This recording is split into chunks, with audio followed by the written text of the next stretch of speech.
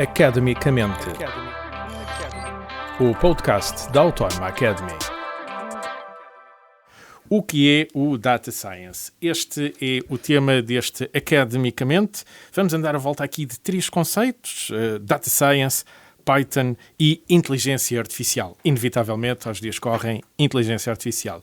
Justamente para nos ajudar a perceber o que é o Data Science, convidamos Inês Almeida, é docente no MBA de Data Science. Viva Inês, bem-vinda a este podcast. Olá João, olá a todos que nos estão a ouvir, obrigada por nos estarem a assistir. Então vamos lá descobrir o que é o Data Science. Quando falamos desta ciência dos dados, de que é que estamos a falar? Que ciência é esta? Primeiro, João, gostaria de fazer assim um pequenino à parte. Gostaria de agradecer o convite por participar aqui neste podcast. Eu acho realmente muito interessante, eu vou ser sincera, eu costumo acompanhar-vos através do Spotify, acho realmente muito interessante isto de, num único podcast, juntarem várias áreas, falam de finanças, falam de gestão de projetos, falam um pouco de tudo. Parabéns por esta iniciativa. E também de Data Science. E também Data Science, exatamente. Obrigada por isso. E agora, respondendo à questão. Então, o que é isto da análise de dados, ou mais internacionalmente, o que é o Data Science?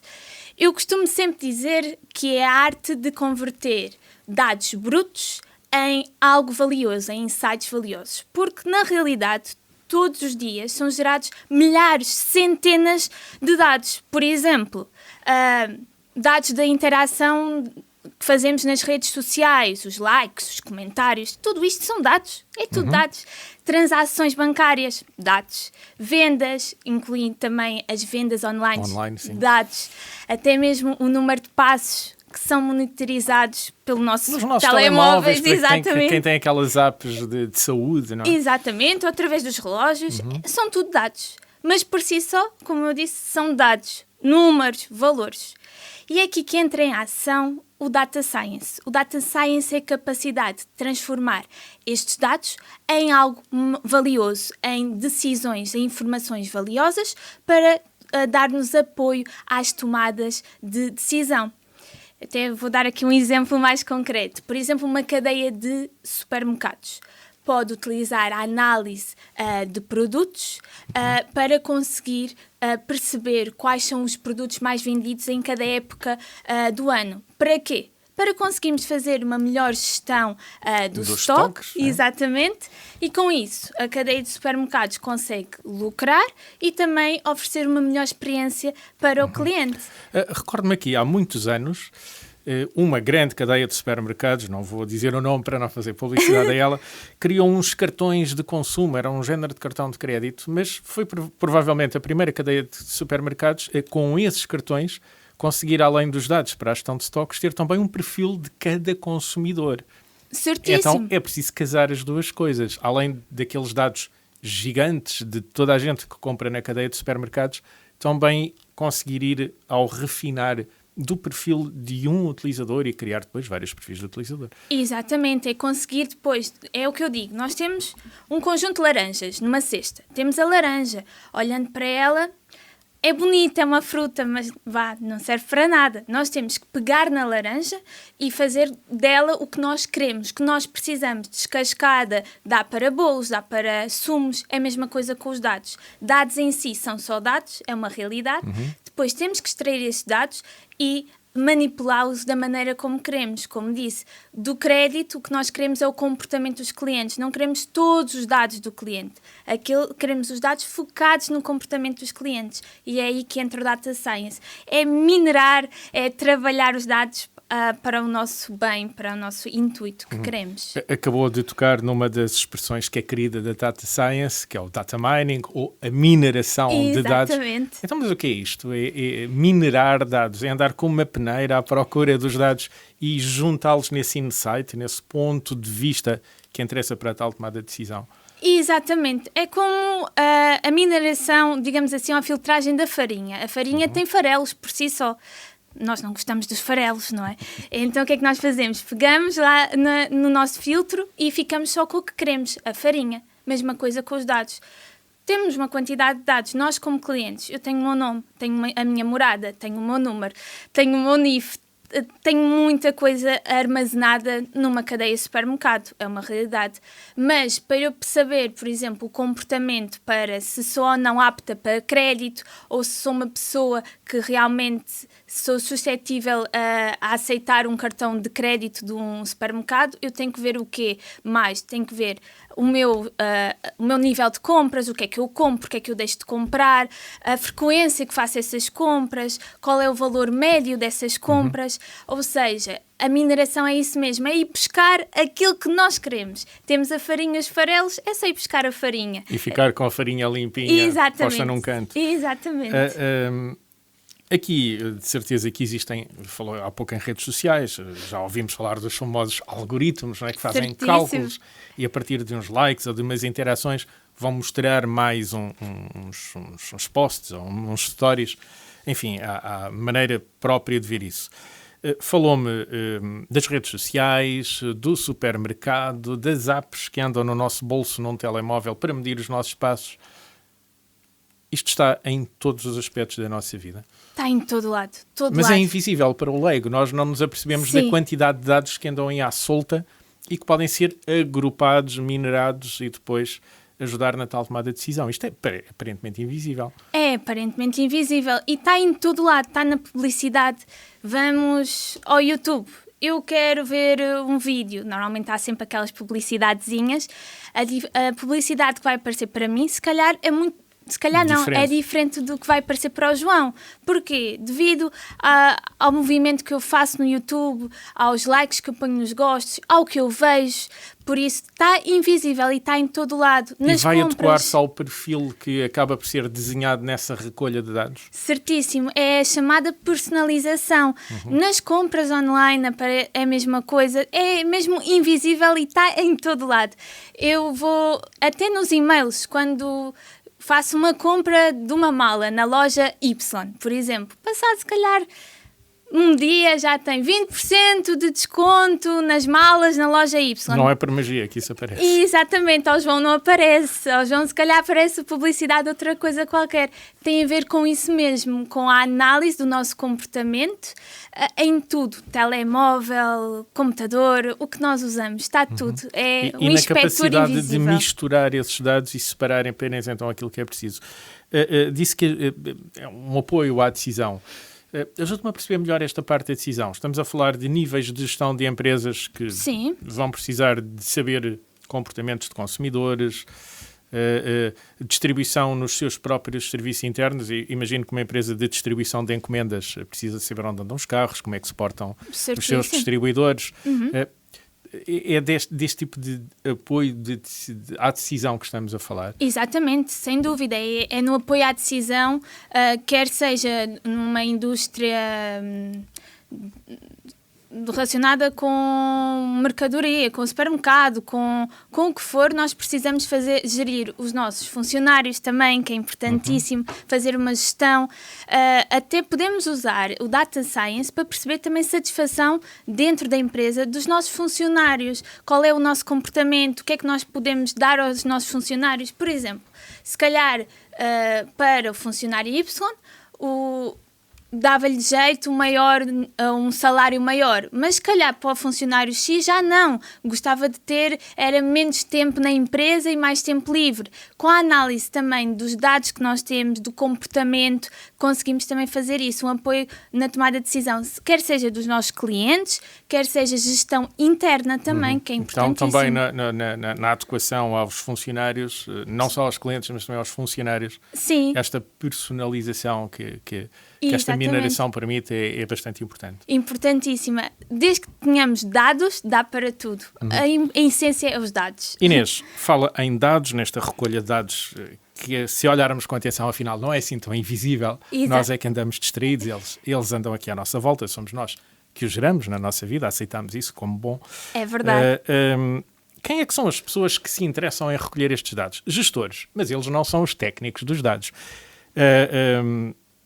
Acredito que para o senso comum quem se inscreve no MBA de Data Science, onde eu há pouco disse que é docente, são os informáticos, aqueles nerds dos computadores. Isto é errado. Há uma grande variedade de pessoas a interessarem-se pela ciência dos dados, não é?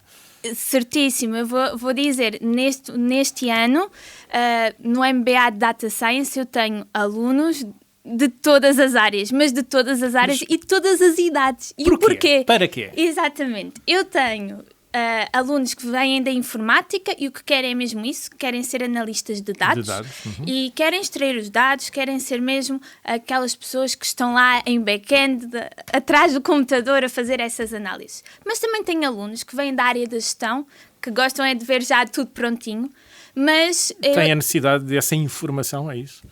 Tem necessidade de perceber como é que funciona. Até vou confidenciar. Tenho um aluno que é da área da gestão, que está agora no MBA Data Science, que me diz, professora, eu tenho tudo prontinho, eu chego e tenho lá tudo, o quadro com o número de vendas, com as coisas todas, mas eu quero perceber como é que isso funciona, porque para mim vai ser mais fácil também dizer o que eu quero a um informático, porque eles têm que dizer, eu quero o número de vendas, eu quero isto, quero Y. Dominando o processo é mais fácil saber até onde pode ir nos seus pedidos. Exatamente, quer melhorar então, a comunicação. Os tais gestores também podem estar interessados? Sim. Os tais gestores que têm a tomada de decisão facilitada por estes dados podem também ter a necessidade de perceber como funciona. Sim, porque depois também a parte, claro que eu não digo que depois no seu dia-a-dia andem lá atrás do computador. Haverá técnicos para isso. Exatamente, mas sabem como funciona, sabem o por trás, antes de perguntar algo informático já sabem,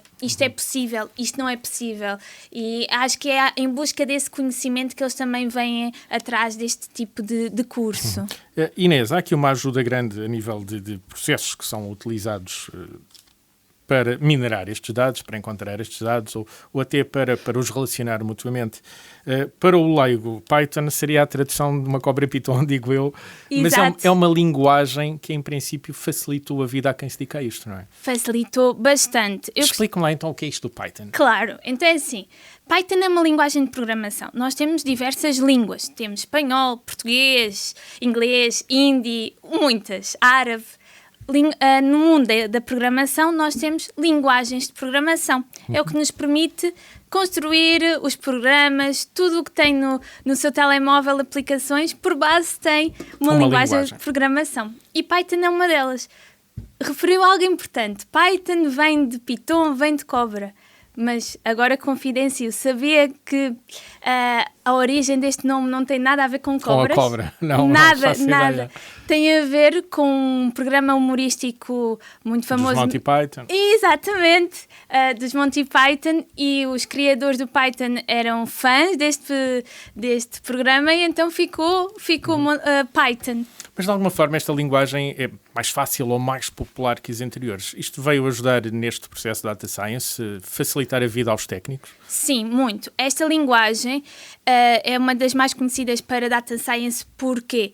Porque é muito fácil, muito intuitiva. Normalmente até as crianças, quando nós queremos ensinar as crianças, começamos com Python, porque é muito... Eu já vi alunos do secundário utilizar Python para fazer pequenos programas. Exatamente, porque é muito intuitiva. Se forem ver, é muito semelhante ao inglês e não tem aqueles detalhes que outras linguagens têm, que são mais chatas, digamos assim, de aprender.